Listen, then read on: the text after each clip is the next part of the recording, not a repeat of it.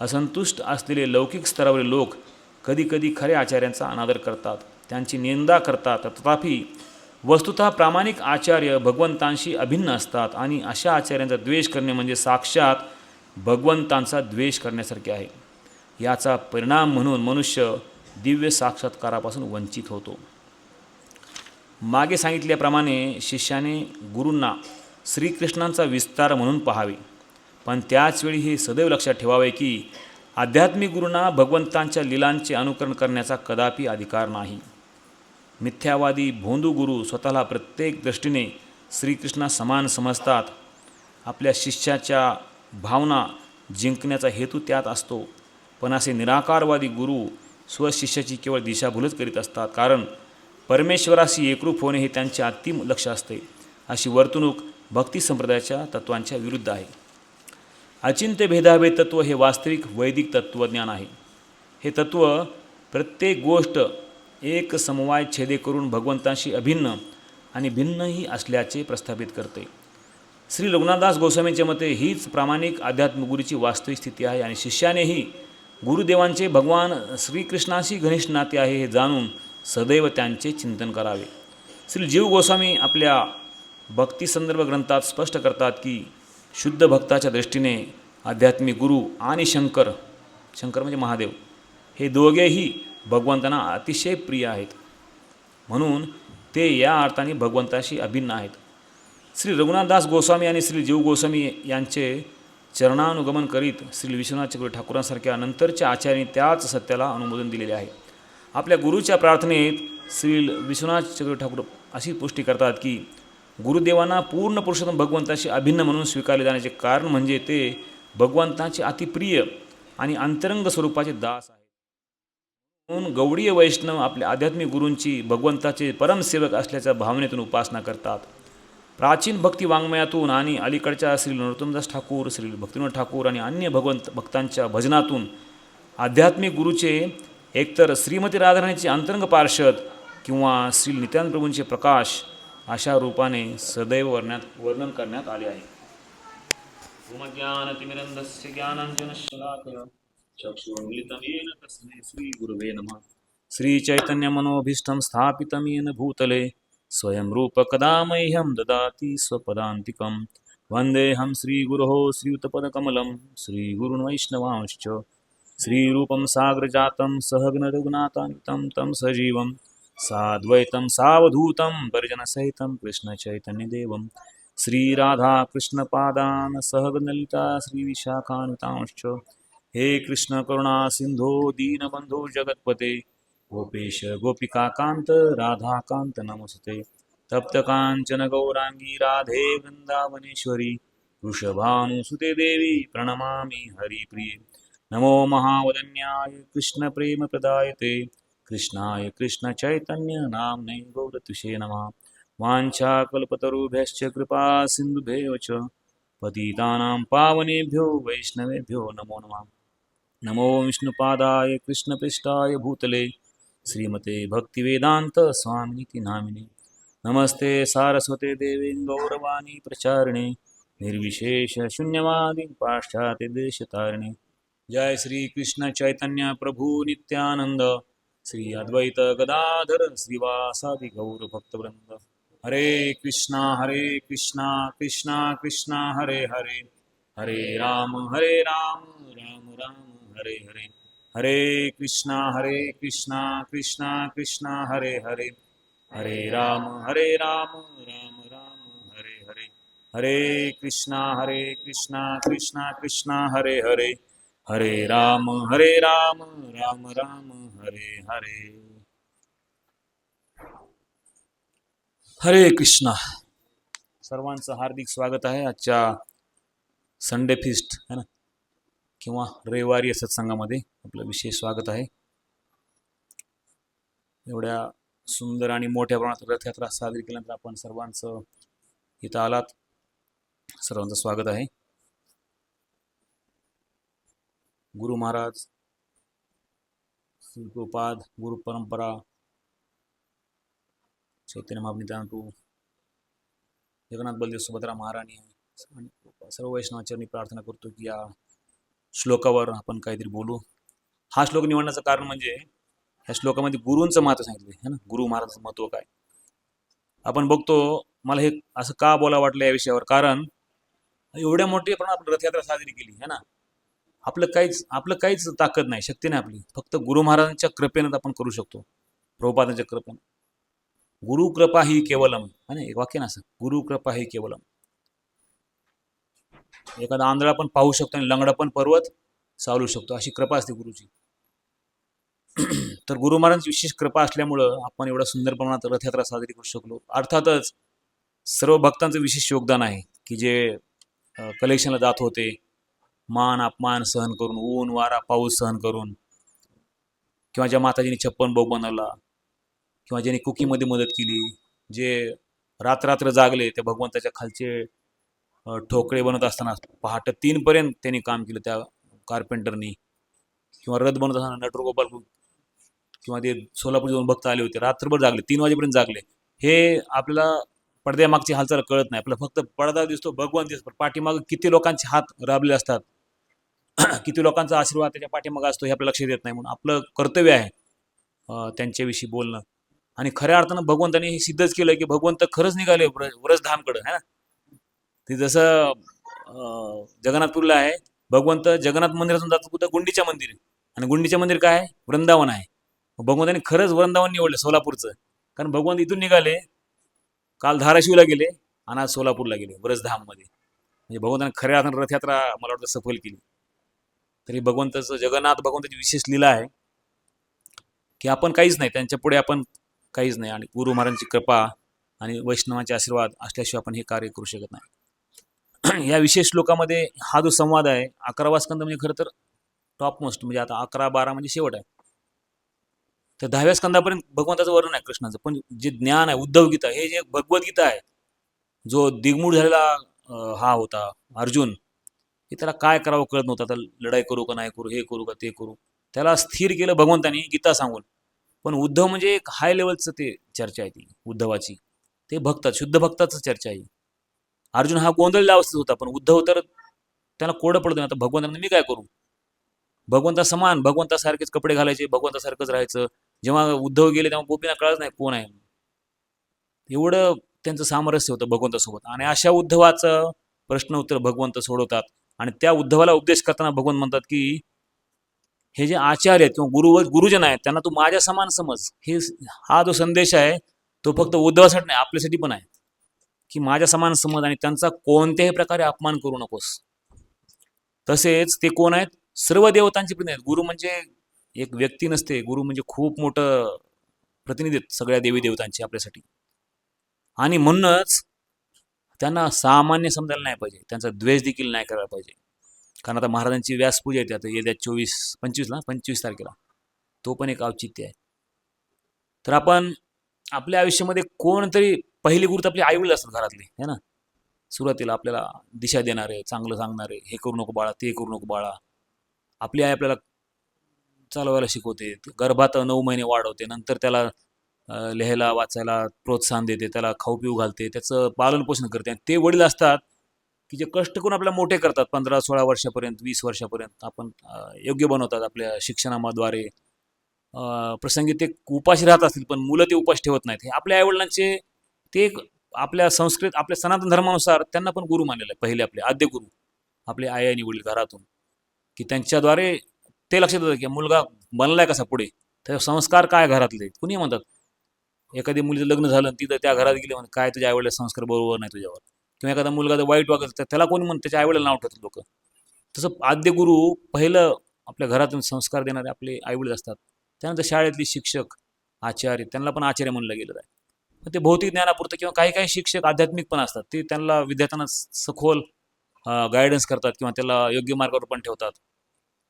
पण खऱ्या अर्थानं हा जो श्लोक आहे तो वेगळ्या आचार्याविषयी आहे. तो हे आध्यात्मिक जे गुरु असतात, जे दीक्षा देतात. आणि आता बघा ह्याच्यामध्ये तुमच्या ऐकण्यात आलं असेल, तुम्ही ध्यान देऊन ऐकलं असेल तर, दीक्षा म्हणजे फक्त हरिनाम घेणं दीक्षा नाही. दीक्षा म्हणजे यज्ञोपवी संस्कार जो असतो है ना, गुरु जवळ बोलवतात, कानात मंत्र देतात, ती खरी दीक्षा आहे. हे आपण समजून घ्यायला पाहिजे. तोपर्यंत तुम्ही संप्रदायाशी जोडलं जात नाही. हरिनाम घेतलं, आपलं शुद्धीकरण चालू आहे, गुरु महाराज जोडलंय, पण आपली उत्सुकता पाहिजे की मी त्या स्टेपला कधी येईल, मला त्या गुरु महाराज जवळ कधी जाता येईल, उपनयन त्याला म्हणतात, उपनयन संस्कार, उपनीती संस्कार, तर तो पण इथं सांगितला, भगवंत स्वतः सांगतात. आणि हा आता कसं आहे, ह्या श्लोकावर तात्पर्य लिहायला प्रभुपाद नव्हते, मग त्यांच्या शिष्याने काय केलं, स्वतः मानून काही लिहिलं नाही, प्रभुपादचा तात्पर्य काढले. प्रभुपादचा तात्पर्य कुठला काढलाय, चैतन्य चरितामृत मधला आदी लिहिलेतला पहिला अध्याय आणि 46 श्लोक, त्यामध्ये हा श्लोक आलाय, आपण आता जो बोलला रथावरचा, सॉरी याच्यावरचा, आणि त्या श्लोकाचंच तात्पर्य पुढे दिले. त्यामुळे आपण मनचं काहीच बोलत नाही, किंवा त्यांच्या शिष्याने जरी लिहिलं असलं त्याने तिने मनाचं काही बोललेलं नाही, तर ते काय बोलतात याच्यामध्ये सांगतात की आपले 4 वर्ण आहेत, 4 आश्रम आहेत. कुठले 4 वर्ण आहेत, ब्राह्मण, क्षत्रिय, वैश्य आणि शूद्र, 4. आणि 4 आश्रम कुठले आहेत, ब्रह्मचरी, गृहस्थ, वानप्रस्थ आणि संन्यास. 4 वर्ण आणि 4 आश्रम आहेत. ह्याच्याविषयी प्रश्न उत्तर चालू आहे याच्यामध्ये, आणि उद्धव विचारतात भगवंताला. तर भगवंतानी हा श्लोक सांगितला त्या संदर्भामध्ये, की आता खरं तर हे वर्ण ब्रह्मचर्यच आहे, पण सगळ्यासाठी लागू आहे. कारण आचार्यांचं आता ते पहिल्या काळात गुरुकुल असायचं, मुलं शाळेत शिकायला जायचे की त्या गुरुकुलमध्ये राहायचे, आणि त्यांचा उद्देश असायचा की जे काही आम्ही मागू ते महाराजसाठी, गुरुसाठी, ते सगळ्या मादुकरी मागून आणायचे आणि गुरुच्या चरणावर ठेवायचे किंवा गुरुकडे द्यायचे, गुरु भगवंताला अर्पण करायचे. आणि गुरु जर म्हणले या जेवायला किंवा प्रसाद घ्यायला, तर जेवायला दिवस दिवस जेवत पण नव्हते. जसं महाराज म्हणतात की आम्ही आश्रमात राहतो, या कोणासाठी राहतो, गुरूंच्या हितासाठी. हे महत्वाचं. महाराज बऱ्याच वेळा म्हणतात की ब्रह्मचारी जो आश्रमात राहतो तो कोणासाठी राहतो, गुरूंच्या हितासाठी, गुरूंचं आज्ञा पालन करण्यासाठी. कारण गुरु महाराज हा आश्रम कोणाचा आहे, प्रभुपादचा आणि लोकनाथ महाराज, गुरु महाराजांचा आहे. तर गुरु महाराजांना काळजी असते या आश्रमाविषयी, या रथयात्रेविषयी, कुठल्याही कार्यक्रमात त्यांना काळजी असते. म्हणून आपलं कर्तव्य आहे की त्यांना कसं आनंद देता येईल, त्यांना कसं प्रसन्न करता येईल. म्हणून इथं सांगितलं की त्या ब्रह्मचार्याचं कर्तव्य आहे की गुरु महाराजांच्या निर्देशाचं पालन कसं करावं. आणि सोबतच केवळ एखादी फॅसिलिटी आपल्याला दिली म्हणून भोगता व्हायचं नाही आपल्याला, है ना. लॉजिंग, बोर्डिंग सारखं असं म्हणतात की काही गुरुभोगी असतात, काही गुरुत्यागी असतात आणि काही गुरुसेवी असतात. आपण ठरवायचं आपण कोण आहे, आपण खऱ्या अर्थानं कोण आहे आपल्याला कळतंय. मी गुरु महाराज काय सेवा करतो, कशी सेवा करतो. आणि जसं आई वडील एखाद्या मुलाचं पालन पोषण केलं, मुलगा मोठा होणार नाही, है ना. आपण बघतो अनाथ मुलं कितीतरी. मी लहानपणी कादंबरी, दिग्या नावाची एवढी मोठी कादंबरी होती, ते अनाथ मुलगा होता, तो कसा भरकट जातो, कुठेतरी मुंबईसारख्या ठिकाणी बिड्या सिगरेट पीत फिरणार कुठेतरी, खरं त्याचं कंट्रोल नाही. आपण बघतो बरेच अनाथ मुलं कंट्रोल राहत नाही त्यांच्यावर, हे रस्त्यावरची गुंडागर्दी करतात किंवा काही चुकीचं वागतात, बऱ्यापैकी त्यांना संस्कार नसतात. जोपर्यंत आईवडील संस्कार होत नाही तोपर्यंत तो बालक किंवा प्रौढ होत नाही, किंवा त्याला मॅच्युरिटी येत नाही आईवडिलाच्या. तसंच आध्यात्मिक जीवनामध्ये प्रगती पाहिजे तर गुरूंचा आश्रय पाहिजे. आपल्याला माहीत पण पडत नाही इनडायरेक्टली कसं त्यांचा हात आपल्या पाठीमागं असतो. बऱ्याच गोष्टी आपण ह्या जगामध्ये जन्म घेतला आहे, आपण काही भक्त म्हणून जन्म घेतलेला नाही. आपण कधी कधी आपण आलो, कधी ऍक्सिडेंटली कुणी इकडे अचानक येतात या मार्गात, है ना. बऱ्याच लोकांना हे माहीत पण नसतं की कुठं जायचं आणि काय करायचं. तरी भगवंताची विशेष कृपा आहे की ज्याद्वारे आपण इकडे आलो, ह्या मार्गाला आलो, है ना. बऱ्याच लोकांच्या नशिबात हा मार्ग पण नसतंय, भटकत भटकत भटकत राहतात. आनंद जन्मीचं पुण्य कुठेतरी उदयाला आलं तरी हा मार्ग नाही, हा मार्ग सापडत नाही. आणि ह्या मार्गामध्ये काय होतं, गुरु महाराज जेव्हा त्या शिष्याची काळजी वाहतात तेव्हा तो शिष्य पक्का बनतो. त्यामुळे आपण असं सेवा केली पाहिजे, गुरु महाराजांचं लक्ष आपल्याकडे असलं पाहिजे, त्यांचं लक्ष आपल्याकडं आपल्या पोषणासाठी असलं पाहिजे. असतंच गुरु महाराजांसाठी सगळ्याकडे लक्ष असतं गुरु महाराजांचं. आणि गुरु महाराजांना एक शब्द वापरलाय आचार्य. आचार्य म्हणजे तो आचरणातून दाखवून देतो, आपल्या आचरणातून, है ना, आपल्या व्यवहारातून, आपल्या वागण्यातून. नाही तर मी म्हणायचं रागावू नका आणि मीच चिडायचं.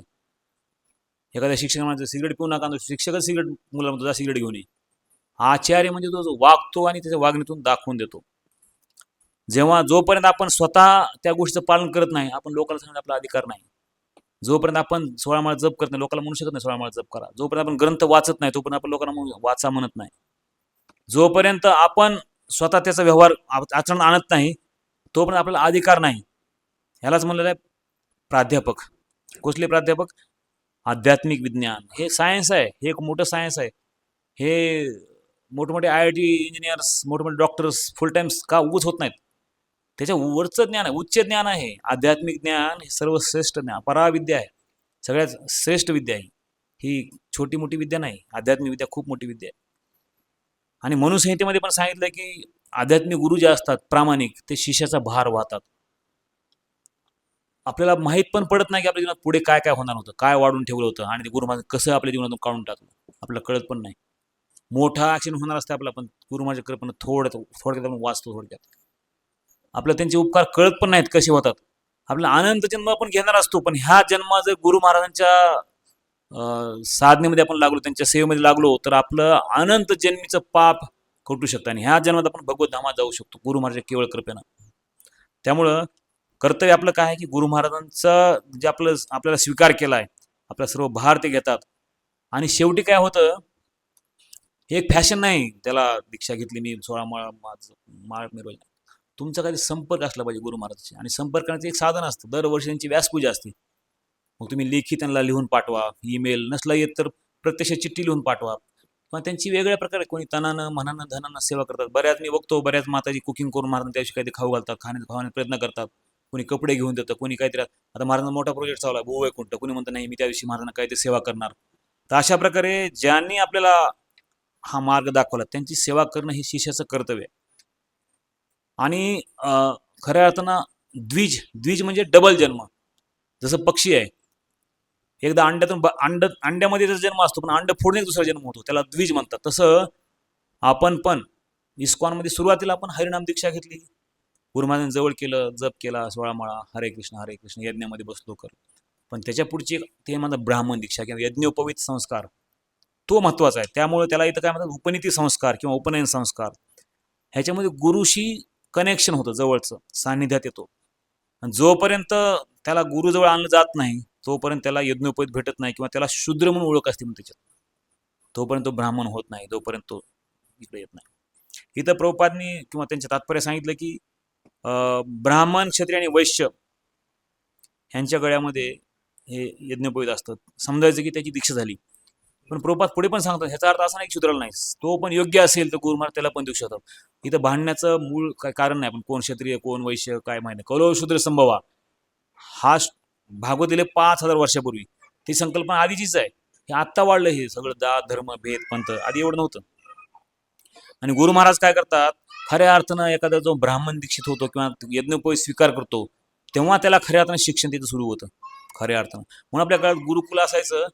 लहान म्हणजे काय कौमार आचरित प्राज्ञो, कोवळ्या वयामध्ये मुलं गुरुकुला जायचे, तिथं शिकायचे, आणि शिकत शिकतच त्यांचे संस्कार व्हायचे, उपनयन संस्कार व्हायचा, त्याला ब्राह्मण दीक्षा भेटायची किंवा त्याचं सगळं व्हायचं. आणि अशा प्रकारे त्याचं वेदाध्ययन सुरू होतं. आणि जर एखादा व्यक्ती शूद्र कुळा जरी असला तरी त्याला निषेध नाही, असं समजून घ्यायचं नाही की बाबा माझं काय कुळ आहे की काय नाही, असं नाही. तुम्हाला जर ते भगवंताची गोडी लागली असेल किंवा गुरु महाराज कृपा असेल किंवा तुम्ही जर समजून घेतला असेल स्वतःला, तर दीक्षा द्यायला काय हरकत नाही. आणि गुरु अधिकार कोणाला आहे, फक्त गुरु माझा नाही, ब्राह्मण तो प्रदान करण्याचा. आणि आपण काय मनानं जाणून घालून फिरू शकत नाही. त्याला गुरुजी आवश्यकता काय, लोकांना काय आम्ही वाचू की गीता वाचू, भागवत वाचू, कशाला यायचं कोणाकडे तरी. कारण असं म्हणतात की जोपर्यंत तुम्हाला साक्षात गुरु महाराज भेटत नाही तोपर्यंत तुमचा उद्धार होणं शक्यच नाही. कारण भगवंत पण स्वीकार करत नाही. जसं कोर्टामध्ये एखादी केस लढवायची असेल तर वकील लागतो आपल्याला. वकील आपली बाजू मांडतात की नाही हा माझा गुन्हेगार नाही, हा चांगला आहे.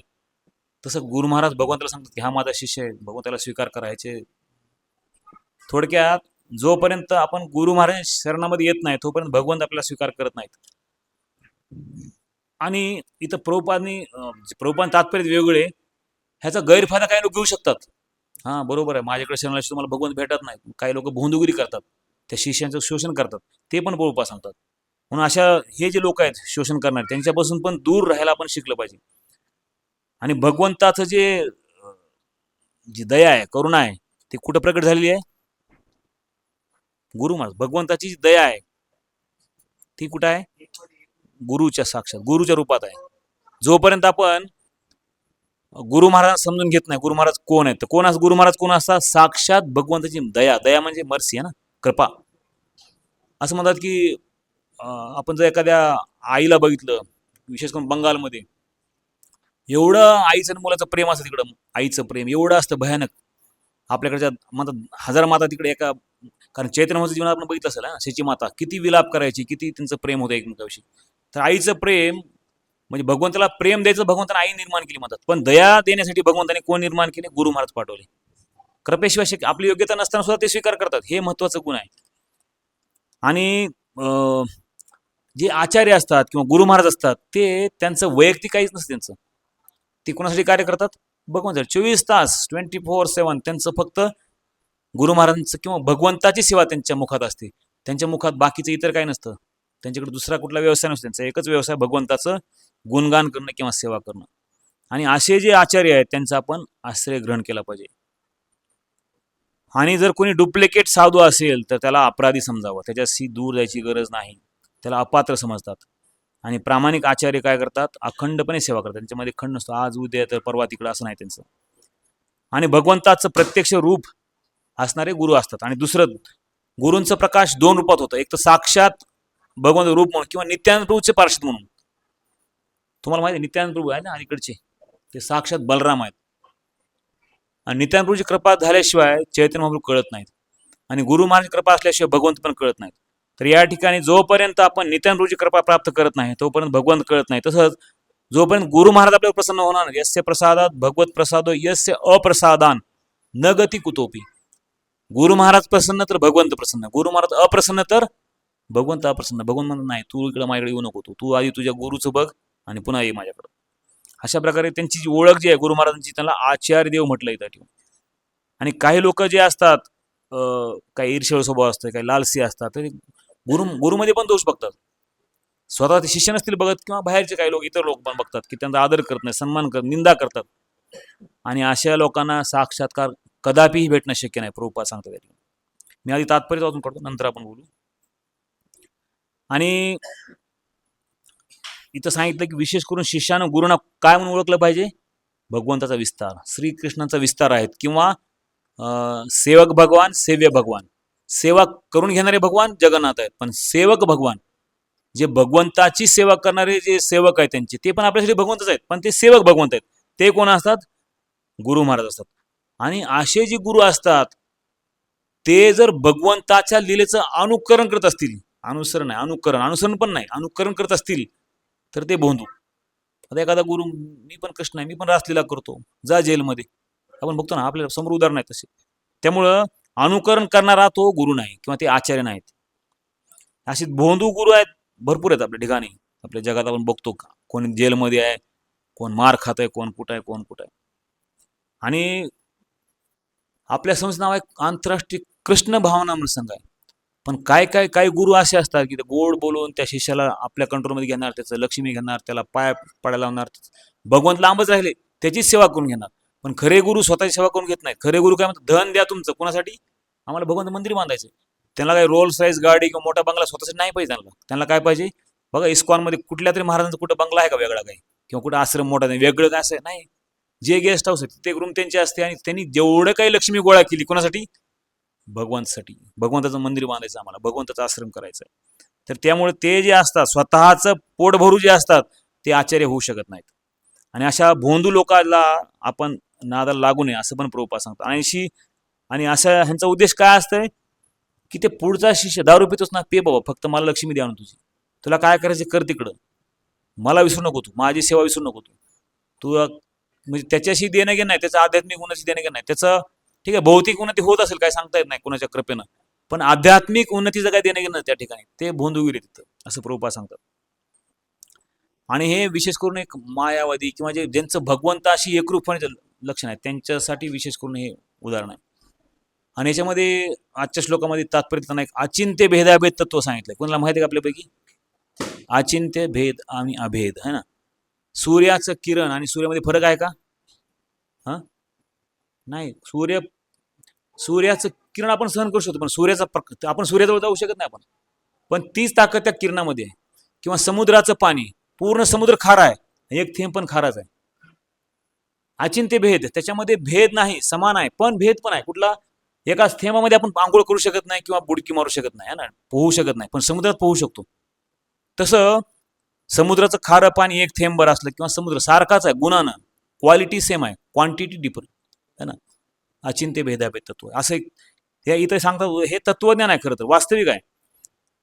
आणि ह्याचा अर्थ काय सांगतात की जे प्रामाणिक आध्यात्मिक गुरु आहेत ते भगवंताशी एकनिष्ठ असतात, ते भगवंताचेच रूप आहेत, पण तिथं भेद पण आहे. एक सेवक गुरु आणि सेव्य गुरु, हे आपण लक्षात घेतलं पाहिजे. आणि मग खरं तर आपले गुरु महाराज जे असतात कुणाचेही, जे काय तुमचे असतील, तर ते गुरु महाराजांचं भगवंताशी किती एकनिष्ठ संबंध आहे हे आपण समजून घेतलं पाहिजे. त्यांचं जे त्यांना जे ऐश्वर आहे, त्यांचं जे त्यांना वैभव प्राप्त झालं, त्यांना जी एवढी शांतता त्यांच्याकडे आहे, त्यांच्या चेहऱ्यावर एवढं जे वैराग्य तेज आहे, त्यांचं जे एवढा शिष्य परिवार आहे, त्यांचं एवढं आश्रम, एवढे मंदिर, किंवा त्यांनी बोलत असं काम होतंय, असं का होतंय? कारण त्यांचं डायरेक्ट कनेक्शन आहे भगवंताशी. हे साधारण गोष्ट नसतं. गुरु कुठलेही गुरु साधारण असतात, जे प्रामाणिक परंपरेत आहेत. त्यामुळे आपण ते समजून घेतलं पाहिजे. आणि तर खरं तर एक महत्वाचा पॉईंट दिला की शुद्ध भक्त दृष्टीने गुरु आणि शंकर, इथे शंकर काय घेतलं बघा, उदाहरण घेतलंय. शंकर हे दोघंही भगवंतांना अतिशय प्रिय आहेत. कोण? गुरु आणि शंकर. शंकर म्हणजे महादेव, आणि ते पण आदि गुरु आहेत. आदिनाथ गुरु सकळ सिद्धांचा है ना. ते पण आहे शिवजी. शिवजी पण आदि गुरु आहेत. पण इथे विशेष वर्णन केलं वेगळं, शिवजी आणि गुरूंचं. असं का केलं असेल?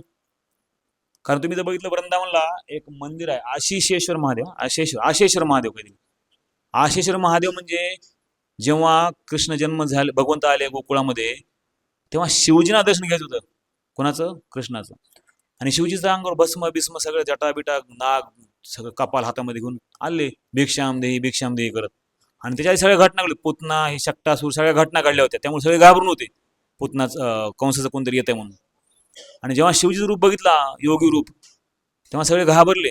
नाही म्हणले, गोसावी तुम्ही जा म्हणले, आता आमच्या दारात थांबू नका, कारण असंच कोणतरी वेगळं रूप घेऊन येलंय आणि माझ्या कानाला घेऊन त्याला त्रास द्यायलाय, तुम्ही थांबू नका इथं.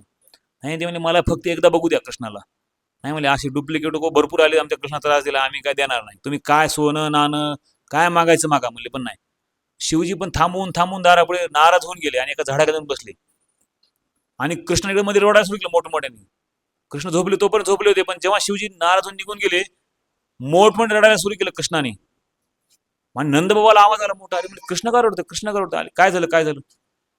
नाही म्हणजे कोण आलं होतं का दारात, कोणी असं काही गोसाई? हा म्हणले, गोसाई आला होता म्हणले, अंगाला भस्म लावून, गळ्यात नाग बिग सगळं वाघाचं कातडं पांघरलेलं, आणि मला कृष्णाला पाहिजे, कृष्णाला पाहिजे. आम्ही दिलं नाही म्हणले, कारण बघितलं नाही म्हणले पुतनानं काय केलं, शकटासून कोणी तणावर कोण कोण काय केलं आतापर्यंत, आणि अजून कोण असला, अजून कृष्णाच्या जीवाला धोका नाही म्हणे, आम्ही देणार नाही.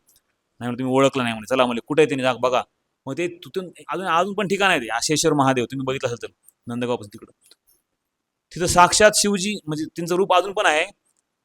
आणि नंतर तिथं गेल्यानंतर सगळे शिवजीला मिळवायला लागले, चला म्हणले परत चला परत चला परत, आणि घेऊन आले आणि शिवजीच्या हातामध्ये कृष्ण दिलं. कृष्णाने हसा सुरू केलं. कृष्ण हसले आणि शिवजी पण हसले. म्हणजे हे प्रेम आहे त्यांचं, है ना, शिवजी आणि कृष्ण. इथं जे उदाहरण दिलंय, शिव आणि कृष्ण किंवा भगवंत आणि शंकर, यांचा एक प्रेममय संबंध, अतिशय प्रिय आहेत. साधे प्रिय नाही, अतिशय प्रिय आहेत. चक्लेश्वर महादेव, आशिषेश्वर महादेव, भूतेश्वर महादेव, रंगेश्वर महादेव, गोपेश्वर महादेव. सगळ्यात पहिलं रासलीलेमध्ये गेल्याने गोपी म्हणजे शिवजी आहेत, गोपी रूप घेतलेले. आपल्याला बऱ्याच लोकांना माहित नाही शिवजीचा आणि कृष्णाचा काय संबंध आहे. जेव्हा चैतन्य महाप्रभू साक्षात कृष्ण आहेत, जेव्हा श्रीशैलमला गेले, 3 दिवस गुफेमध्ये होते शिवजी, पार्वती आणि चैतन्य महाप्रभू. त्यांनी ग्रस्त आहेत ना ते, त्यांनी खूप सुंदर असं स्वयंपाक करून जीव घालायचं आणि चर्चा कर. 3 दिवस एका गुफेत होते शिवजी आणि चैतन्य महाप्रभू. आणि तेच शिवजी यवत, आपल्या एका चैतन्य चरितावली नावाचं पुस्तक आहे, त्यामध्ये उल्लेख आहे, यवत है ना, पुण्याच्या रस्त्यावर यवत पाटस, तिथे एक भुलेश्वर महादेव आहे. त्यात उल्लेख आहे की जेव्हा चैतन्य महाप्रभू खंडोबा जेजुरी असं करत करत एका डाकूला नवरोजी काय त्याला भेटले, किंवा त्या जेजुरीच्या ज्या देवदासी होत्या त्यांना सोडतात, देवदासी लक्ष्मी काय नाव होती, त्यांची नायिका होती. तिला सांगितलं की तुला तर तुझं लग्न तर खंडोबा सोबत झालंय, तू असं का देवदासी सारखं वागतेस, तू हे असं परपुरुषाला संग करू नको, तू शुद्ध हो. तिनं सगळं सोडून दिलं. तिच्या नादाने अनेक देवदासी पण मुक्त झाल्या चैतन्य भाऊच्या कृपेनं. आणि मग नंतर चैतन्य पुढे येत असताना त्या डोंगरावरून येताना एक नवरोज नावाचा डाकू भेटला त्यांना, त्याचा पण उद्धार केला. आणि जेव्हा भुलेश्वरला आले महादेवापाशी, तर तिथं पण 1-2 दिवस राहिले चैतन्य महाप्रभू, अशी उल्लेख आहे त्या कथेमध्ये. त्यामुळे शिवजींचा आणि महाप्रभूंचा खूप जवळचा संबंध आहे, चैतन्य किंवा कृष्णाचा. एकदा चैतन्य महाप्रभू कीर्तन करत असताना एक शिवभक्त आला समोर. अरे हरे कृष्ण बंद करून ओम नमः शिवाय, ओम नमः शिवाय सुरू करा म्हणजे. चैतन्य महाप्रभूंनी शिवजी रूप घेतलं, डोक्यावर बसले. आता मन म्हणले काय म्हणायचं ओम नमः शिवाय. आपण मूर्खासारखं भेद करतो, हे शिवभक्त, ते कृष्ण भक्त, ते देवी भक्त. आता काल पण सांगते आम्ही पण शाक्त आहे म्हणले, शक्तीची पूजा आम्ही पण करतो. कुठली शक्त? राधाराणी, अंतरंग शक्ती. तुम्ही बहिरंग करता, आम्ही अंतरंग करतो. त्यामुळे भेदाभेद आमंगळ, हे भेद हरिहरा भेद आमंगळ, खरं तर हे मूर्खाचं लक्षण आहे. त्या नाशिक कुंभमेळ्यामध्ये वैष्णव आणि शिवामध्ये असे भांडण झाले की 1700-1800 साधू कापून टाकले एकमेकाच्या भांडणामध्ये. नाही म्हणले. मग तेव्हापासून त्र्यंबकेश्वरला जे शिवभक्त आहेत त्यांचा मेळा वेगळा असतो कुंभमेळा, आणि वैष्णवांचा खाली मेळा असतो, दोघं एकत्र येत नाहीत नाशिकमध्ये. म्हणजे एवढं कट्टरमध्ये आडवा पट्टा आणि उभा पट्टा. दक्षिण भारतामध्ये आडवा आणि इकडे उत्तरेत उभा पट्टा, यांचे भांडणं वैष्णव आणि शैव खूप. आणि महाप्रभू आल्यानंतर हळूहळू हळू हे सगळं नाहीच होत गेलं. शंकराचार्य स्वतः शिवजी आहेत. त्यामुळे आपण हे समजून घेतलं की शिवजी आणि कृष्ण किंवा विष्णू यांचा खूप जवळ संबंध आहे. तेच आता इथं खरंच सांगितलं की गुरु महाराज सगळ्या देवी देवतांचे प्रतिनिधी असतात, है ना. आता ते कधी कधी दाखवतात बघा, कुठले तर स्वामी समर्थांनी विठ्ठलाचं रूप घेतलं किंवा कोणीतरी वेगळंच रूप घेतलं, गणपती रूप दाखवलं, इष्टदेव दाखवलं. इव्हन महाप्रकाश मध्ये महाप्रभूंनी सगळे रूप दाखवले.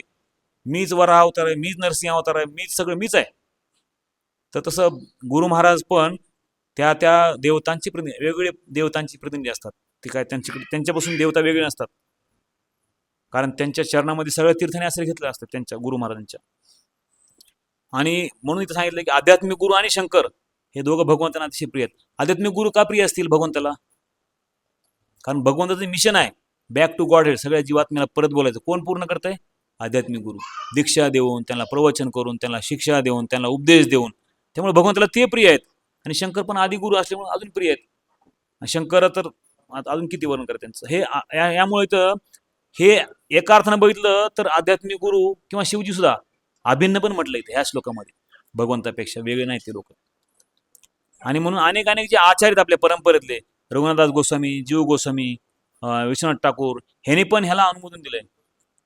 आपण जर बघितलं खऱ्या अर्थानं तर भगवंताचे अतिप्रिय आणि अंतरंग स्वरूपाचे दास कोण असतात? त्यांचे आचार्य किंवा गुरुजन असतात. म्हणून आपल्या खरं तर वैष्णव गौडे परंपरेत गुरुला खूप महत्व आहे.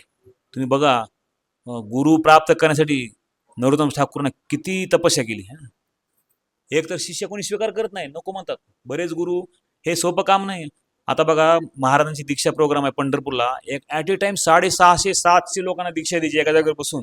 इथं आपण बसलो थोडं हालचं, तिथं बसून हात पाय वरी खाली करतो, थोडं फिरून येतो कुठून तरी. एका जागेवर बसायचं, प्रत्येकाला त्याचा मंत्र द्यायचा, नाव द्यायचं, त्याला बोलायचं, त्याला किती किती एनर्जी आहे त्याच्यामध्ये, है ना. हे साधारण काम नाही, हे आयऱ्या काम नाही. त्याला तेवढं उच्चता लागते, तेवढी पात्र लागते. मी जवळपास 1996ला पहिल्यांदा गुरु महाराजांना बघितलं होतं. खूप शिष्य त्यावेळी, एवढं नोएडा असं एवढं विस्तार नव्हतं, पण महाराजांचं तपस्या, त्यांचा स्वभाव, त्यांचा रुजुता, त्यांचं वागणं, त्यांचा व्यवहार बघून अक्षरशः, आता किती भक्त आहेत किती माहित नाही, किती आहेत सध्या 9 आकडा आहे का, 9,000 किती भक्त, आणि कुठले कुठले, नोएडा, दिल्ली, कलकत्ता, कुठून विदेशमधले. एकदा महाराजांची व्यासपूजा देहूला होती, तिथे माता होती ऑस्ट्रेलियाची कुठली तरी, आणि ती मी ऐकत होतो त्या तिथं. ते माझं सांगत होते की मला कोडं पडलं, म्हणजे इस्कॉन एवढं मोठे गुरु आहेत, कुणाला शिष्य करू, कुणाला गुरु करू माझं. तुम्हाला स्वप्नात गुरु महाराज आले म्हणजे स्वप्नात, म्हणजे इथपर्यंत त्यांचं पोहोच असते गुरु महाराजांची. आपण लक्षात पण घेत नाही त्या गोष्टीचं. किंवा एक जण सांगतो, एक आमचा भक्त सहदेव नावाचा भक्त होता, एक सहदेव, ते रशियाचा. तो होता आर्ट टीचर रशियामध्ये. आणि तिने काय केलं, पदयात्रेमध्ये होता, बैल चालवायचा, रथ चालवायचा, पण त्याला काय झालं, गेला गावाकडं, रशियाला गेला. ते अख्ख्या स्वप्नात गुरु महाराज, बैलगाडी, रथ, दुसऱ्या दिवशी तिकीट करून वापस इंडियामध्ये. म्हणजे महाराज कुणाला मोकळं सोडत नाहीत, एखाद्याला पकडलं त्याला सोडत पण नाहीत. हे लोकांनी सांगितले, अनेक अनुभव आहेत, अनेक लोकांचे अनेक अनुभव आहेत. इथे एक माताजी होत्या सात्विका, त्यांचं तुम्हाला माहिती, चव्हाण माताजी, त्यांचे पती PSI होते, आणि ते सस्पेंड झाले होते. सस्पेंड झाले ते वेगळ्या केसमध्ये, कुठल्या तरी, चांगला माणूस होता, त्यांचा काही गुन्हा नव्हता, पण ते राजकीय क्षेत्रामध्ये. त्या माताजी आल्या महाराज, महाराज माझं असं झालंय, तसं झालंय, आता मी काय करू माझं ठीक आहे सगळं. 15व्या दिवशी ऑर्डर, ते प्रभूजी ऑन ड्युटी.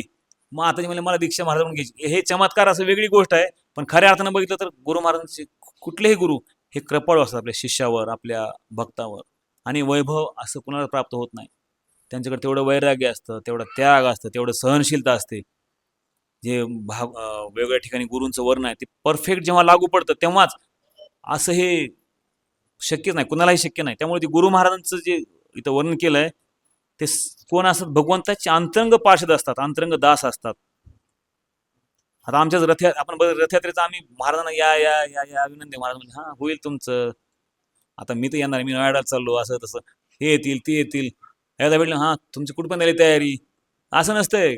त्यांचं लक्ष असतं आपल्याकडं. घार फिरे आकाशी, तिचे चित्त पिल्लापाशी.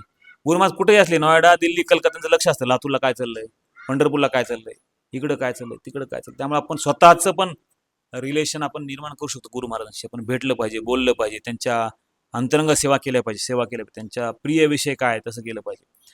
अंतरंग अतिप्रिय आणि अंतरंग स्वरूपात दास म्हणजेच गुरु महाराज असतात. आणि गौडी परंपरेमध्ये आपण जी गुरूंची सेवा करतो काय म्हणून करतो? भगवंत म्हणून करणं, भगवंताची सेवक म्हणून करतो, शुद्ध भक्त म्हणून त्यांची सेवा करतो.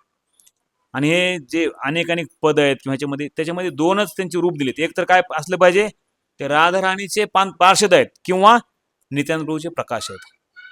दोन दोन दोन वर्ण याच्यामध्ये, एक तर राधाराणीचं पार्षद किंवा नित्यानंद प्रभूचं. बघा तुम्ही जर बघितलं पंचतत्वाचा फोटो जर बघितला पाठीमागचा, तर 5 जण उभा आहेत है ना. श्री कृष्ण चैतन्य प्रभू नित्यानंद श्री अद्वैत गदाधर श्रीवासादी गौर भक्त म्हणून. राधाराणी गदाधर डाव्या बाजूला आहेत. हे अंतरंग, हे दोघं इकडचे अंतरंग, इकडचे बहिरंग, म्हणजे त्यांचं काम आहे प्रचार करणं, ह्यांचं काम आहे भगवंताला प्रसन्न करणं. जे श्रीवास ठाकूर आहेत त्यांच्या अंगणामध्ये हरिनाम कीर्तन सुरू झालं पहिल्यांदा. आणि गदाधर पंडित रोज त्यांना कथा ऐकवायचे, भागवतमच्या रोज कथा ऐकवायची. त्यांचं कामच एवढं गदाधर पंडित. आणि नित्यानंद प्रभू आणि अद्वैताचार्य उजव्या हाताचे, यांचं काम काय? अद्वैताचार्यांनी भगवंताला आवाहन करून घेतलं बोलवून. एक श्री नावाचा राग आहे, करून रडत रडत ते भगवंताला प्रणाम करायचे. भगवंता एवढं दुष्ट पापी लोक वाढले, तुम्ही कधी येणार? तुळशीचं पान शालिग्रामवर वाहून तुळशीचं पान आणि गंगाजल अर्पण करून रडायची ती सारखं. ते अद्वैताचार्य कोण आहेत? शिवजी आहेत, सदाशिव आणि महाविष्णूचा अवतार आहेत. आणि त्यांनी प्रार्थना केल्यामुळे भगवंत आले. आणि नंतर भगवंताचं जे आंदोलन आहे ते पुढे कोणी ना नित्यानंद प्रभूंनी. त्यामुळे प्रचारक जे असतात ते नित्यानंद प्रभू त्यांच्यावर कृपा असते, आणि अंतरंग सेवक जे असतात ते राधाराणीची कृपावर असतात. हे किचन मधल्या जी सेवा आहेत अंतरंग सेवा, हे बाहेरच्या काही गेटच्या बाहेरच्या काही सेवा असतात, कलेक्शन करणं, प्रचार करणं, आणि काही आतल्या सेवा असतात, किचन कुकिंग करणं, भगवंताचे अल्टर सेवा करणं. म्हणून ह्या दोन्ही सेवा समानच आहेत. बाहेर पडलं काय, आतमध्ये राहिलं काय. बाहेर एक मृदंग घेऊन कीर्तन करणं हे झालं अंतरंग सेवा इथली मंदिरातली. पण बाहेर जाऊन बृहत मृदंग ग्रंथ वाटणं किंवा रस्त्यावर कीर्तन करणं हे झाली बहिरंग सेवा. तर या भगवंताची विशेष सेवा करण्यासाठी दोनच मार्ग आहेत, एक अंतरंग पार्षद किंवा नित्यानंद प्रभूंचा प्रकाश. तर आपण समजून घ्यायचं की आपला मूड काय. एक असतात भजनानंदी, एक असतात गोष्टी आनंदी. भजनानंदी ह्या गेटच्या बाहेर जावं वाटत नाही, मी तर बरा म्हणतात करताला घेतो, कीर्तन करतो, भजन करतो, किचन करतो, मला बाहेर नका पाठवू. मी काही लोकांना मंदिरात हा वाटत नाही, सजा वाटते, म्हणजे मला बाहेर पाठवा, मी बाहेर, मी प्रचार करतो, मी लोकांशी बोलतो, कलेक्शन करतो. आपण ठरवायचं की आपला मूड काय, आणि तो त्या मूड अनुसार गुरु महाराज आपल्याला सेवा करतात किंवा त्या मूड अनुसार भगवंत आपल्याला सेवेत लावतात. त्यामुळे आपण आपला जो मूड आहे तो जागृत करणं. खरं तर आता बघा, एवढं सोपं काम नव्हतं हे रथयात्रा करणं. जेव्हा सुरुवातीला तर आम्ही किती 5-6 दिवस केलं ना कलेक्शन. किती दिवस केलं? 10 दिवस कलेक्शन. किती दिवस केले? 15 दिवस. प्रभूजी सदाचार्य राम प्रभू, हे दोघं प्रभूजी, अर्जुन कृष्ण प्रभू, हे 5-6 भक्त राहायचे. रोज प्रसाद घेऊन कोणी द्यायचं, कोणी नाही द्यायचं, कोणी म्हणायचं झालं खंडापूरचं बघा, ते झालं अयोध्येचं काय झालं बघा, मान अपमान सगळं सहन करून. मोठमोठे दुकान, काही लोक नाही नाही मालक नाही जावा, मालक नाही जावा. कोणी कोणीतरी रुपये द्यायचं, 1 रुपया दिला एखादा, 1च रुपया काढून दिला नंतर. गळ्यात त्याच्या तुळशी गळ्यात माळ होती. गरीब श्रीमंत मत नाही, ते आता ती बंगालमध्ये लोक काय त्यांना माहित नसतं ना, ते रुपये पण दिला, एकानं 2-3 रुपये दिले, एकूण मालकच नाही. कोणी तर न मागतात काढून देत, लगेच काढून देतात. हा प्रभू काय धरा तुमचे. काही लोक म्हणतात नाही हो, हा खाली येत होते घेऊन. किंवा काही लोक म्हणतात नाही धंदाच नाही हो, भवनी नाही, सगळं ते मोदी साहेब सांगितलं सोनं विकू नका, घेऊ नका. आता कोणी गिरायकच ना आमच्याकडे. आता बऱ्याच गोष्टींचा फेस करत, आणि तो प्रचारक असतो ना त्याला खरं कळतं, बाहेर पडल्याशिवाय कळत नाही. आणि खरं तर लाज वाटते हो, बऱ्याच लोकांना मागायची लाज वाटते. कसं मागावं? पण मागायचं कोणासाठी? भगवंतासाठी मागायचं ना. म्हणजे आपण जेव्हा ह्या ज्या सेवा आहेत, ग्रंथ वितरण करणं, अरे सोपी सेवा नाही, टफ सेवा आहे ती. मान अपमान नाही पाहिजे. पुस्तक जावा पुढे जावं, झालं झालं आहे आमच्याकडे आहे. सहन करत करत काल धाराशिवला आम्ही पदयात्रा रथयात्रा होती, कीर्तन करत करत मला वाटलं आता आपण ग्रंथ वाटावे. सुरुवातीला बऱ्याच वेळ कोणी घेणाच मला, हाय महाराज आमच्या जाऊ द्या, हाय. मी झालो बोर, एवढं मोठे 50-60 पुस्तकं. आणि मग एका ठिकाणी गेलो सराफलाईनमध्ये, प्रभूजी ह्या की एवढे कितीला आहे? 200 रुपये. बरं द्या. एक बंडल 10चं. असे 10चे 4-5 बंडल घेतलं, 50 पुस्तकं अशीच गेली चलत चलत. म्हणजे भगवंत कृपा करतात. फक्त भगवंत काय करतात? प्रयत्न बघतात. एखादा मुलगा चालण्याचा प्रयत्न करतो, आई वडील लांबून बघतात, चलू द्यायला, चलू द्या, पडलं तरी उठतंय, चढतंय, पडलं शेवटी हात धरून पुन्हा चलवतात. तसं भगवंत पण बघतात. भगवंताला लाख गेले काय, 1000 गेले काय देणं, तुमचा प्रयत्न बघतात. भगवंत काय बघतात? फक्त प्रयत्न. एक जशी खारुताई होती ती मात थोडं वाळू घ्यायची झटकायची, तेवढंच भगवंत खुश होते तेवढ्यावरच. हनुमानाने डोंगर मोठे मोठे डोंगर आणले तेवढंच खुश. भगवंताला माहिती आहे ह्याची शक्ती काय.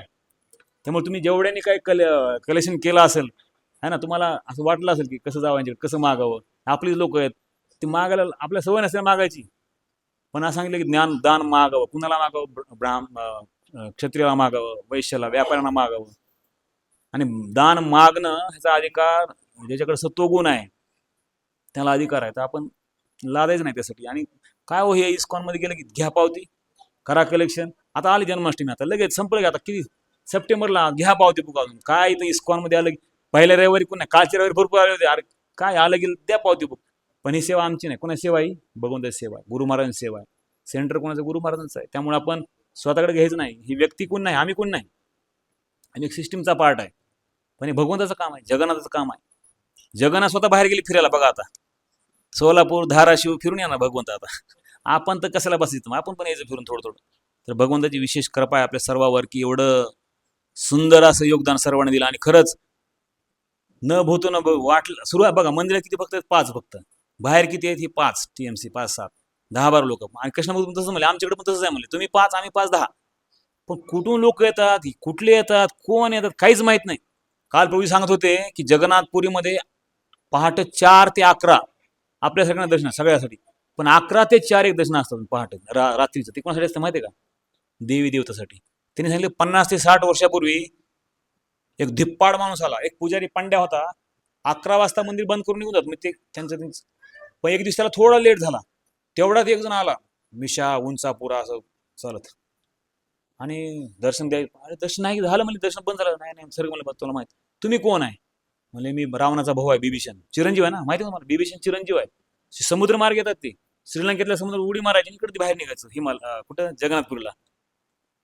म्हणजे हे 50-60 वर्षापूर्वी. ते म्हणजे मी तुमचा कसा विश्वास ठेवू तुम्ही असं. तिने हातलं कडं काढून दिलं सोन्याचं. बघ म्हणजे असलं सोनं कुठं आहे का, 24 कॅरेट नाही 25 कॅरेट, किती कॅरेट बघायचं. ते मग अजून पण त्या घरी सोनं आहे, ती कडं आहे त्या हातातलं मोठ्या आकाराचं. कारण ते रामाच्या काळातले, म्हणजे कुठला ते त्रेतायुगातलं आहे ना.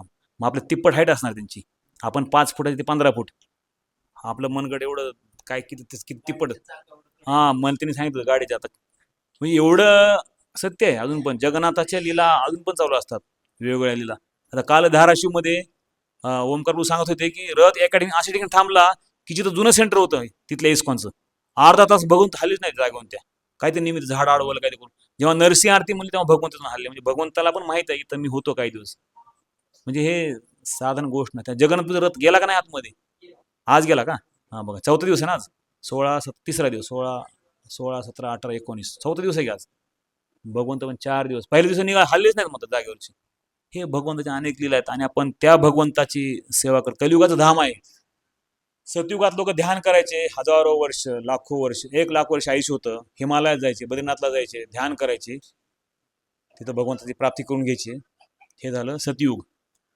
त्यानंतर त्रेतायुग, लोक यज्ञ करायचे, स्वाहा स्वाहा, पुत्रकामेष्टी, अश्वमेध यज्ञ, यज्ञाद्वारे भगवंताला प्राप्त करायचे. त्यावेळी आयुष्य होतं 10,000 वर्ष. हा ना, लोक हजारो वर्ष यज्ञ करायचे. त्यानंतर द्वापार युग. द्वापार युगात द्वारका. द्वारका म्हणजे भगवान कृष्णाचं धाम. तिथं सोनं नाणं उधळायचे लोक, कपडे लत्ते भगवंताला ऐश, म्हणजे काय म्हणतात वैभव, ऐश्वर्यशाली सेवा करायची. आता इथं जावयाला अधिक महिन्यामध्ये त्याला घालायला अंगठी नाही सोन्याची, जावया रुसून गेले किती. म्हणजे आपण आता करू शकत नाही ते एवढं वैभवशाली सेवा करू शकत नाही भगवंत. इथं षोडशोपचार 56 भोग लावायचं म्हणतात, आपलं कोडं पडतं. आता 56 भोग कोण करणार, राजभोग कोण करणार. हे कलियुगाचं लक्षण आहे. कलियुगामध्ये आपण नाही एवढी सेवा करू शकत. त्यामुळं, आणि आयुष्य पण कमीच आहे. एक 100 वर्ष आयुष्य आहे फक्त. 100 मधले आता तिथे कोविडचे लस घेतल्यापासून काही तर आधी चाललेत. त्यामुळं जेवढं आयुष्य थोडंफार हातामध्ये आहे, त्या कलियुगातलं लक्षण, त्याचा उद्देश किंवा त्याचा धाम आहे ते आहे जगन्नाथपुरी धाम. म्हणजे कलियुगातलं धाम आहे. आपण ज्या मंदिरात राहतो हे धाम जे आहे जगन्नाथ धाम, हे कलियुगातलं धाम आहे. आणि ह्या धामाचं वैशिष्ट्य आहे, अन्नाशिवाय कोणी राहू शकत नाही. प्रसाद नाही केला कोणी येईल का, नाही ना. प्रसाद पण पाहिजे आम्हाला, जगन्नाथचा प्रसाद पाहिजे. एक दुसरं नामाशिवाय भगवंताची प्राप्ती होऊ शकत नाही कलियुगामध्ये. त्यामुळं आपण जर गेलं जगन्नाथपूरला, ते रथापुढे कीर्तन चालू असतं, हरे कृष्ण कीर्तन चालू असतं. महाप्रभूच्या काळामध्ये 7-7 टोळ्या असायच्या. नाचायचे, उदंड कीर्तन व्हायचं. पंढरपूरला गेला तर आपण वारी चालू आहे, काही तर कनेक्शन आहे पंढरपूरचं आणि जगन्नाथपुरीचं. कारण तिथं ज्यावेळी रथयात्रा असते त्याच वेळी इथं वारी असते चालू. आणि मला वाटतं परत वारी पौर्णिमेच्या नंतर असते ना आपली आता ही काय ते. म्हणजे भगवंताचं आणि जगन्नाथाचा आणि पांडुरंगाचा जवळ संबंध आहे. आणि खरं तर बघितलं ना, त्या जगन्नाथपुरीमध्ये सुरुवातीला जे सिंहद्वार आहे, असं म्हणतात तिथं जेव्हा मुघलाचं आक्रमण झालं होतं, ते आक्रमण वाचवायला नागपूरचे भोसले गेले होते. काही ते नाव आहे त्यांचं तिथं लिहिलेलं आहे. किंवा उज्जैनला जी हरसिद्धी माता आहे, तिच्या मंदिर वाचवायला पण कुठले तरी सरदारच गेले होते, मराठा सरदारच, क्षत्रिय त्या काळातले. तर कनेक्शन आहे महाराष्ट्राचं आणि जगन्नाथपुरीचं, महाराष्ट्राने आणि वेगवेगळ्या देवताचं. किंवा अहिल्यादेवी होळकर असेल, त्यांनी अनेक मंदिरं बांधले. तसं आपण जर बघितलं तर आपल्या जीवनामध्ये पण हे संबंध आपण समजून घ्यायला, आपण ह्या एका विशिष्ट धामाशी जोडलं गेलो, जगन्नाथ भगवंताशी. जगाचे नाथ असणारे जगन्नाथ. आणि त्या जगन्नाथाची सेवा काय, त्यांना सुंदर असा भोग करून खावं घालणं, त्यांची जी आज्ञा आहे नाम जप करणं, जे चैतन्य महाप्रभू करून दाखवलं. आयुष्याच्या शेवटचे 18 वर्ष तिथे राहिले महाप्रभू. जसं आपण ध्रुव महाराज कथेमध्ये बघतो, ध्रुव महाराज तपस्या करण्यासाठी कुठे गेले होते, बद्रीनाथला गेले होते सतयुगामध्ये. त्रेतायुगामध्ये रामेश्वरम, द्वापारमध्ये द्वारका, कलियुगामध्ये जगन्नाथपुरी, त्या ठिकाणी राहिलेले महाप्रभू. आणि मी मग काल परवा सांगत होतो की जगन्नाथपुरी हे धाम परफेक्ट आहे. तिथं द्वारका आहे, तिथं मायापूर आहे, तिथं वृंदावन पण आहे. जे मोठं मंदिर आहे भगवंताचं ते ते द्वारका आहे, ऐश्वर्यशाली मंदिर आहे. आणि जिथं चैतन्य महाप्रभू राहत होते गंभीरामध्ये, किंवा हरिदास ठाकूर समाधी, किंवा तिकड ते सिद्ध बकुळ, ते तो जो एरिया आहे टोटा गोपीनाथ, ते साक्षात मायापूर आहे, नवद्वीप आहे. आणि जे जिथं आता भगवंत गेले गुंडीच्या मंदिर, साक्षात वृंदावन आहे. त्यामुळे जगन्नाथपुरी परफेक्ट आहे, तिथं सगळ्या गोष्टी आहेत. भगवंताचं धाम आहे कलियुगातलं चैतन्य. आणि बघवा, एक पूर्वी सांगत होते की हे जे रूप आहे भगवंताचं, हे भक्ताच्या विरहातलं रूप आहे.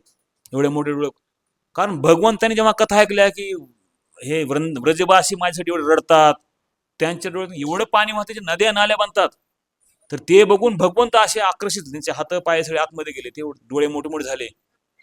ते जे भगवंत आहेत ते साक्षात जगन्नाथ, ते भक्तांच्या विरहातले ते मूर्ती रूप आहे.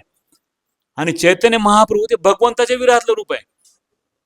जेव्हा आपण रथ ओढतो, आपली भावना अशी असते की कृष्णा तुम्ही माझ्या हृदयात या, द्वारका सोडून माझ्या हृदयात या, वृंदावनमध्ये या. मोर मन वृंदावन, आपलं मन वृंदावन केलं पाहिजे. वृंदावन मध्ये तेवढं स्वच्छ, तेवढं सुंदर आपलं मन केलं पाहिजे, तिथं भगवंत राहायला आले पाहिजे. आपल्या मनात जर षडविकार असतील, काम क्रोध लोभ मद मोह, तिथं भगवंत येणार नाही.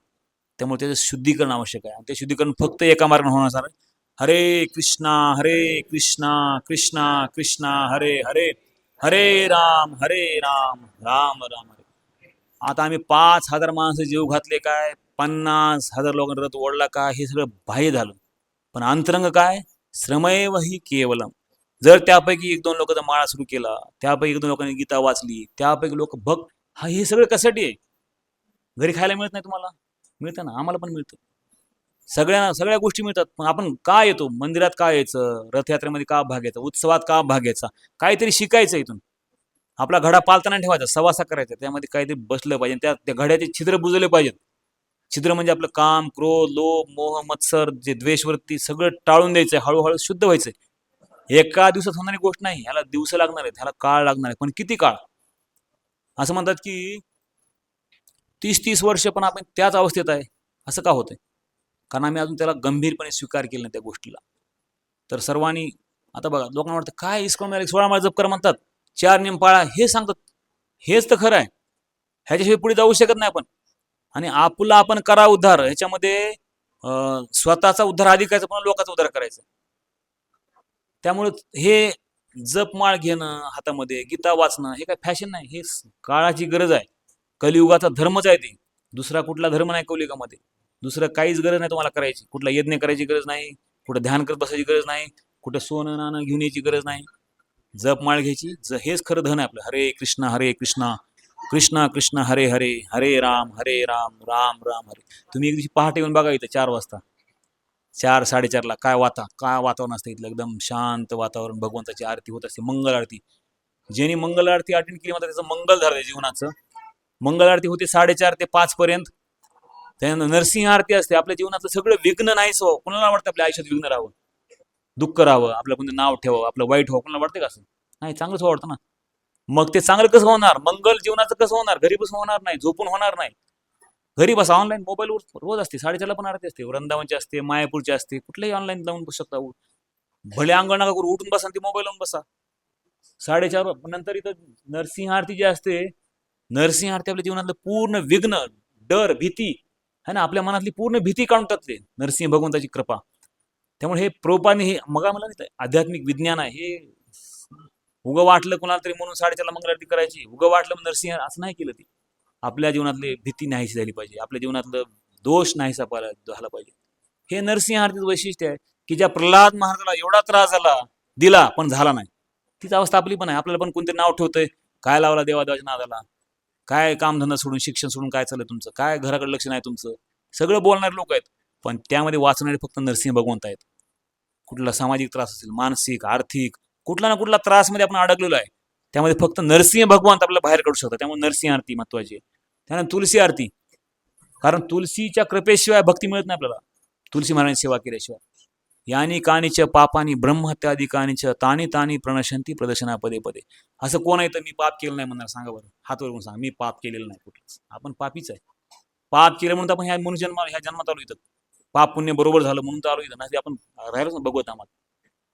मग ती तुलसी आरती करताना आपण घरी, तुमच्या घरी जर तुळशी असेल, त्या तुळशीला सुंदरपैकी काय वृंदावन करायचं, तिला पाणी घालायचं आंघोळ करून, आणि 3 फेऱ्या मारायच्या. यानी कानीच पापानी ब्रह्महत्यादी कानीच तानी तानी प्रणशंती प्रदर्शना पदे पदे. असं म्हणल्यानंतर आपलं जे जाणते अजाणतेपणे काही पाप घडलं असेल, आपल्या पायाखाली कधी मुंगी मरते, कधी कुणाचं मन दुखवलं असेल, कधी काय झालं असेल, सगळ्या पापातून आपण नाहीच होऊ शकतो फक्त तुलसी महाराजांना प्रदक्षिणा केल्यामुळं. त्यामुळे हे सायन्स आहे पूर्ण टोटल. तुलसी आरतीनंतर आम्ही बसतो एका ठिकाणी, जे ब्राह्मण दिवशी जप करतात, गायत्री करतात किंवा दिवस निघताना करतात, आणि भगवंत सांगितलं, असं सांगितलं की आपण जे जप करतो हरे कृष्ण महामंत्राचा, तो जप करताना आपल्या समोर तुळशी महाराणी पाहिजे. आपली नजर तुळशी महाराणीकडे पाहिजे. आपली तुळशी महाराणी बघत बघत आपण जप केला पाहिजे. हरे कृष्ण कृष्ण कृष्ण हरे हरे, हरे राम राम राम हरे. रस्त्यावरचं जे कीर्तन आहे ते सगळ्यासाठी आहे, प्राणी पक्षी किडे मकोडे माणसं सगळ्यासाठी. पण जो जप आहे तो स्वतःसाठी आहे, आपल्या स्वतःचा उद्धार करण्यासाठी जप आहे.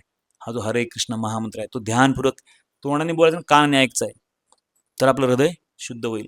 जसा एखादा आरसा आहे, त्यामुळे धूळ साचली तर आपण चेहरा बघू शकत नाही आपला. तो आरसा जोपर्यंत साफ करत नाही तोपर्यंत आपल्याला दिसणार नाही. किंवा एखाद्याला शरीर स्वच्छ करायचं, कुठलं साबण लावाल, काहीतरी करेल, पण मन स्वच्छ करायचं साबण कुठला आहे? हरिकृष्ण महामंत्र आहे. ह्या मंत्राद्वारे आपलं हृदय शुद्ध होऊ शकतं. किंवा एखादं लोखंड आहे गंजलेलं, किंवा कुठलं, त्याला लोहचुंबक कधी कधी चिटकत नाही, प्लास्टिक, त्याला त्याच्या समोर एक प्लास्टिकचं बटन लावलं, काहीतरी लावलं, तो पण लावलं, आणि लोहचुंबक नाही चिटकणार का? नाही चिटकणार. ते प्लास्टिक काढलं पाहिजे तिथलं समोरचं प्लास्टिक. ते प्लास्टिक म्हणजे काय? ईर्ष्या, द्वेष, अहंकार, पापवृत्ती, हे सगळं नाहीसं झाल्याशिवाय ते लोहचुंबक आणि लोखंड चिकटणार नाही. फक्त मध्ये प्लास्टिकचा अडथळा आहे. तसं आपल्या जीवनामध्ये हेच अडथळा आहे. जोपर्यंत आपण नाम करून शुद्ध होणार नाही, नाम जप करून, भगवंताची सेवा करून, भक्तांची सेवा करून, जोपर्यंत आपण कृपा प्राप्त करणार नाही तोपर्यंत आपल्याला भगवंताचा स्पर्श होऊ शकत नाही. तोपर्यंत आपला खरा चेहरा आपल्या आरशात दिसणार नाही. त्याच्यात धूळ जोपर्यंत आपण झटकत नाही तोपर्यंत दिसणार नाही. त्यामुळे जे बुद्धिमान आहेत कलियुगामधले सुमेधसा, त्यांचं काम काय आहे ना, संकीर्तन यज्ञ करतील. जे बुद्धिमान तेच करतील, तेच गीता वाचतील, तेच भागवत असतील, तेच जप करतील. बाकीचे ऐकतील, निघून जातील, खातील पितील, उड्या मारतील. पण जे बुद्धिमान आहेत, अरे मी 7 वर्षांनी इस्कॉनमध्ये येतो, मी माळा हातामध्ये धरलीच नाही, मी काय करतो हे? काही लोकांना लगेच क्विक, प्रभू द्या मला आजच दे, मी आज सुरू करतो. काही लोक लगेच सुरू करतात. ह्याच्या पाठीमागे एक कारण असतं, आपली सुकृती, आपली आईवडिलाची पुण्य, आपली पुण्य आहे. आपल्याकडे सुकृती नसेल तर आपण माळ हातामध्ये धरू शकत नाही. पण ती सुकृती कमवायसाठी तर माळ हातामध्ये घ्यायची पुन्हा, है ना. भगवंताला भक्तांची सेवा करणं, कुठल्या तरी भक्तांच्या कृपेशिवाय होऊ शकत नाही. आपण जे रुपया गोळा करतो ना, त्यांची सुरू झाली, सुकृती सुरू झाली. 1 रुपया घेतो म्हणजे 1 पाऊल पडलं. तुम्ही हे खूप मोठं काम करता, लोकांकडून 10 रुपये 20 रुपये 50 रुपये आणता, म्हणजे त्यांनी तेवढा धन कमावला, जेवढा वेळ दिला तेवढा वेळ भगवंताकडे घेतला. खऱ्या अर्थानं ती भावना अशी असली पाहिजे की जसं हनुमान सीतेला शोध करण्यासाठी लंकेत जातात आणि सीतेला घेऊन येतात, कारण रावणाने सीता चोरलेली, सीता महाराजांना. हे कलियुगातले जे मोठे मोठे पैसे घेऊन बसणारे लोक आहेत, त्यांच्याकडून आपल्याला घेऊन यायचे, चला भगवंत सेवेत लावा. आपला रोल हनुमंताचा आहे, आपला रोल रावणाचा नाही. परत माझ्या खिशात ठेवतो, माझ्या बँकेत ठेवतो, माझ्या घरी ठेवतो, असं नाही. भगवंताच्या सेवेत लावायचं. पैसा हा फिरला पाहिजे. पैसा हा एका जागेवर राहून कधीच व्यवहार होत नाही. एकदा मी उदाहरण दिलं होतं आणि ते सगळ्याला लागू पण पडतं. एका माणसाकडं 1,000 रुपये होते आणि त्याला एका लॉजमध्ये राहायचं होतं.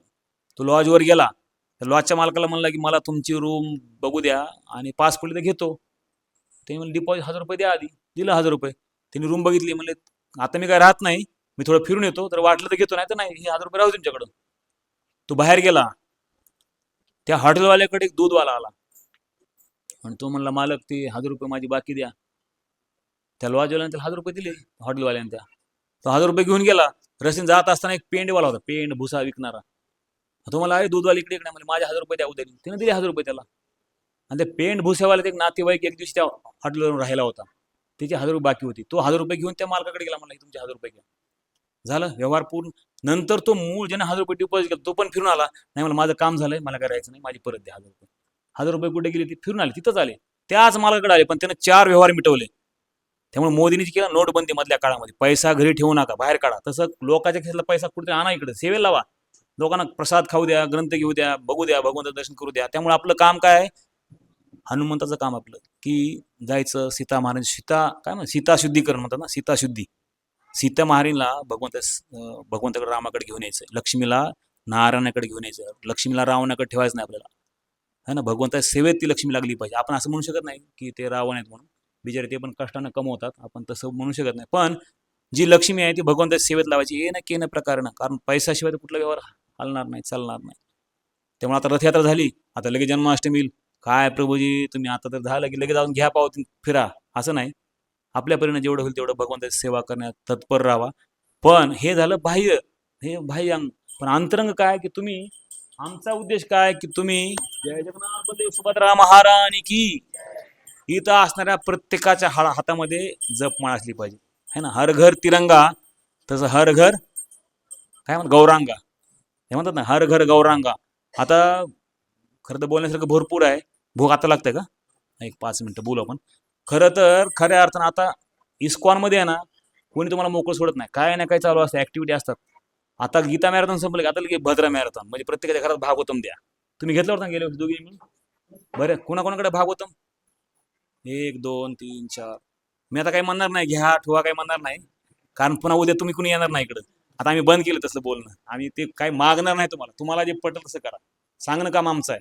तर आता आपल्या जगामध्ये 1,08,000 घरी भागवतम असं भागवतमचे 12 स्कंद आहेत ना, ते पोहोचवायचं प्लॅन आहे इस्कॉनचा. भाग्यवान जी जीव असतील ते घेतील. आणि असं म्हणतात की जी भाद्रपद पौर्णिमा असते त्या दिवशी जे भागवतम देतात आणि घेतात त्या दोघांचं वैकुंठ फिक्स असतं. कुणाचं, देणार आणि घेणाऱ्याचं. त्यामुळे भाग्यवान जीव कोण आहेत की जे भागवत स्वीकार करतात. किती आहे त्याची किंमत, 6,000 5,000 जी असते, पैसा महत्वाचा नाही. इव्हन काल परवा सांगत होते की तुम्ही EMI वर द्या, आता सगळं EMI वर, मोबाईल भागवत पण EMI वर, 6 महिन्यात 1,000 महिन्याला द्या, पण घ्या घरी घेऊन जा आणि वाचा. कारण हे भागवत हा आरसा आहे, ह्याच्यामध्ये प्रत्येक गोष्टीचं वर्णन. याच्यामध्ये शकुनी कोण होता, दुर्योधन कोण होता, रावण कोण होता, सगळे, आणि मी कोण आहे. खरं म्हणजे ह्याच्यात काय कळतं माहिती आहे का, मी कोण आहे कळतंय. ज्याला मी कोण आहे समजून घेताना भागवत वाचलं पाहिजे. गीता भागवत करीती श्रवण, अखंड चिंतन विठोबाचे. मी माझं बऱ्याच वेळा सांगतो एक उदाहरण की भक्तीमध्ये येण्याचं कारण भागवत ऐकून आलो त्यामुळे. आणि आपल्या मंदिरामध्ये ती सांगायला विसरलो मग, आम्ही जेव्हा तुलसी आरती होते त्यानंतर आम्ही जपाला बसतो 5:30 ते 6:45 7:15 पर्यंत. किती सुंदर आमचे अर्जुन कृष्ण आपलं हे सध्या रोज असतात मंदिरात. एकमेव व्यक्ती आहे की पहाटे 4:30 इथं हजर असतात प्रभूजी. त्यांना विचारा काय त्यांच्या जीवनात आनंद आहे, किती रात्री 10 वाजते 11 वाजते पण येतात प्रभूजी. आम्हाला कधी उठा उठा प्रभूजींचं एवढं योगदान आहे. त्यामुळे तुम्ही त्याला विचारा की प्रभूजी तुम्हाला एवढं काय आनंद भेटतो की तुम्ही घरदार सोडून 4ला इथं कसं येतात, 4:30ला येतात. तुम्ही इथं एवढं लवकर कसं काय येतात, तुम्ही त्यांना विचारू शकता प्रॅक्टिकली. त्यामुळे जेव्हा हे मंगल आरतीला नंतर जप करतो आम्ही, खूप सुंदर वातावरण असतं एकदम. कधी 5:15ला सुरू होते, 5:20ला सुरू होते आणि 6:45 पर्यंत जप असतो. 6:45 ते 7:30 जपा टॉक एक असतो. झूम कोणाकोणाकडे आहे, झूम ॲप कोणाकोणाकडे आहे, नसलं तर विचारून घ्या कोणाकडून तरी आणि ते ओपन करा. रोज कुठल्या ना कुठल्या महाराजांचं प्रवचन असतं, वेगवेगळ्या टॉपिक्स माहिती असते. आणि ते झूम 7:30 नंतर 7:30 वाजता गुरु दर्शनार्थी असते भगवंताचं, है ना. गुण रूप लीला, जेव्हा मंगल आरती असते भगवंत सुंदर असं दर्शन देतात जपानंतर 7:30 वाजता. आणि दर्शनात गुरुपूजा, ज्या प्रभुपादामुळे आपण इस्कॉनमध्ये आहे, ज्या प्रभुपादामुळे आपण एवढं आहे, तर त्या प्रभुपादांचं गुण करणारी आरती असते. आणि त्यानंतर असतं महत्त्वाचं भागवतम प्रवचन रोज सकाळी 8 ते 9. आपलं यूट्यूब चॅनल कदाचित लाईव्ह पण होऊ शकतं भविष्यामध्ये, तर तुम्ही बघू शकता, ऐकू शकता, किंवा तुम्ही नुसतं ऑनलाईन जावा, तुम्हाला वृंदावनचं भागवत भेटेल, मायापूरचं भेटेल, कुठलं तरी भागवतम रोज ऐका 8 ते 9 ह्या वेळामध्ये, काहीतरी नवीन विषय तुम्हाला ऐकायला भेटेल. आणि त्यानंतर दिवस तुम्हाला मोकळा, दिवसभर तुमची सेवा करा, संध्याकाळी परत 7ला आरती असते थोडंसं. त्यामुळे इस्कॉन जे मगा सांगितलं प्रभुपादांनी इथं, की एक आध्यात्मिक विज्ञान आहे, हे काय थोतांड मनगडंत कथा नाही. तर सर्वांच्यानी प्रार्थना आहे की आजच्या श्लोकाचा सार हाच होता की गुरुना साधारण समजू नका. गुरु एक विशिष्ट भगवंताचे शक्तिवेश अवतार आहेत किंवा त्यांचे विशिष्ट सेवक भगवान आहेत. आता पंढरपूरला यात्रा आहे मोठी, 23, 24, 25. 25 तारखेला महाराजांचं व्यासपूजा आहे, 24 तारखेला दीक्षा आहे, लातूरच्या भक्तांची दीक्षा सोलापूरला आहे. तर आपण त्याला पण येऊ शकता, महाराजांचं जे व्यासपूजा कार्यक्रम अटेंड करू शकता आपण. प्रसादाची व्यवस्था आहे तिथं, राहण्याचा काही संबंध नाही, यायचं नाही यायचं परत. खूप क्राऊडेड असतं, एक 17-18 एकर जागा आहे, तिथं मंदिर आहे मोठं, तर तिथं येऊ शकता. आणि भूवैकुंठ नावाचा एक मोठा प्रोजेक्ट चालू आहे, आपण त्याला पण सहकार्य करू शकतात. अनेक इस्कॉनचे प्रोजेक्ट्स असतात,